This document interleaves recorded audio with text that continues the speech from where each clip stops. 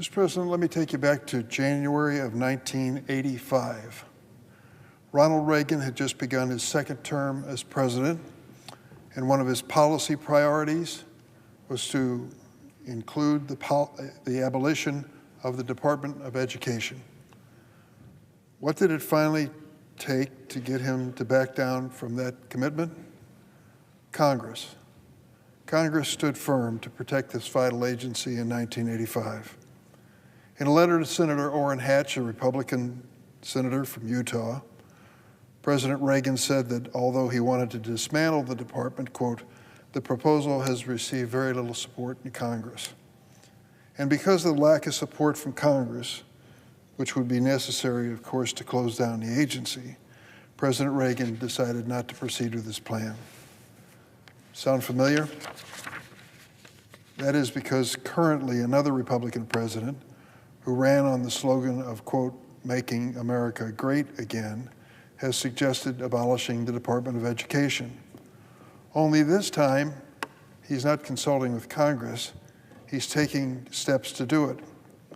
Last week, President Trump signed an executive order to close down the Department of Education. Demolishing the federal agency dedicated to the success of our next generation is short-sighted and deeply damaging to the future of this country. Families, schools, and young people in my state of Illinois and across the nation depend on the Department of Education. In Illinois, the department provides critical annual funding for K-12 schools to meet the needs of 4,000 schools and more than 2 million students. This includes $652 million in annual federal funding for nearly 300,000 kids with disabilities. Mr. President, I can remember a time when I went to school, and it was rare that you saw a disabled child in school. I don't know where they were. They were being hidden or something, held back, but they certainly weren't being given the opportunities they have today. It also includes $778 million in annual funding for schools enrolling 1.3 million students from low-income backgrounds and so much more. These are kids who are attending schools which aren't in the best and wealthiest neighborhoods. They've got good families who care about their education, and we give them a helping hand to make sure those kids have a fighting chance. President Trump has repeatedly promised to, quote, send education back to the states, unquote. But state and local funds already account for the vast majority of K-12 education funding, and states and school districts decide what is taught in schools, not the federal government. Cuts to federal education programs and funds will hurt the nation's students and the communities they live in. Shuttering Department of Education threatens funding for low-income students and special education. And it makes uncertain the future of federal student loans and Pell Grants. We all know what a Pell Grant is. It's an opportunity for a child from a family of modest means to finally go to college.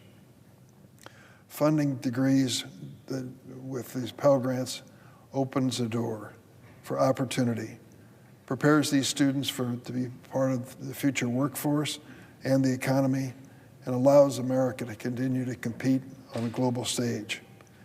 In Illinois, 226,000 students receive $1 billion in Pell Grants to afford higher education, a program that has received bipartisan support. So what does President Trump plan on doing with these student loans if he abolishes the Department of Education? Well, they made a proposal.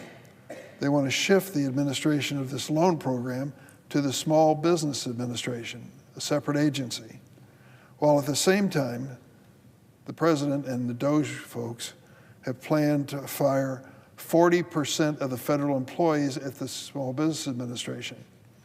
So follow the bouncing ball here. He wants to eliminate the Department of Education and call into question the administration of a program that literally millions of students rely on to go to school. And he's going to shift the responsibility for administering that program to the Small Business Administration, which is not a large agency. But at the same time, he's going to cut the number of employees at SBA by 40%. Have any idea what's going to happen as a result of that? Most people know it's going to be an administrative disaster. Donald Trump is not trying to move education back to the states. In a real-life shell game, he's moving pieces around until we lose sight of the ball, and in the process, making drastic changes to our education system. This administration will not stop in its relentless effort to weaken America's public schools.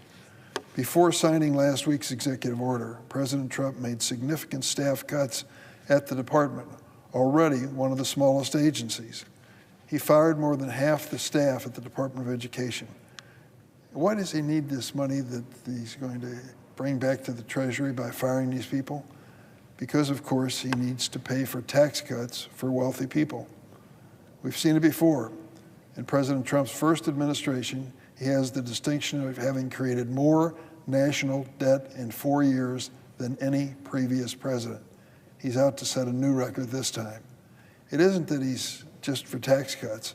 They have to be tax cuts that really favor the wealthiest taxpayers in America. That's just wrong. He fired employees at the Office of Federal Student Aid. He slashed his staff at the Office for Civil Rights. This means students applying for financial aid will have to wait longer to learn whether they can afford to go to college. It means students defrauded by predatory for-profit colleges won't see the student loan relief they're entitled to. What am I talking about here? You can tell the story of for-profit colleges and universities with two numbers, 8 and 30. 8% of the graduates of high school in America end up in for-profit colleges and universities. But 30% of all the student loan defaults are these same students. Why this difference, this disparity? They charge too much for tuition, they offer far less education than they promise, and the students are often defrauded in the process. Historically, they turn to the Office of Civil Rights and the Department of Education to get forgiven some of the loans that they've incurred because of the fraudulent conduct of these schools. Now, of course, closing the Department of Education and closing the Office of Civil Rights, it denies them their opportunity and their day in court. It means weaker enforcement of federal laws passed by Congress to protect students from marginalized backgrounds and students with disabilities. And it means that students and families with open cases in the Office of Civil Rights are unlikely to see any resolution.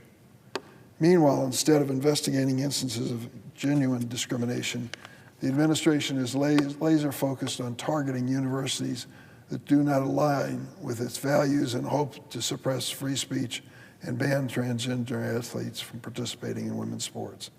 How does closing the one agency responsible for shaping our nation's young people, for building competitive workforce of tomorrow, make America great?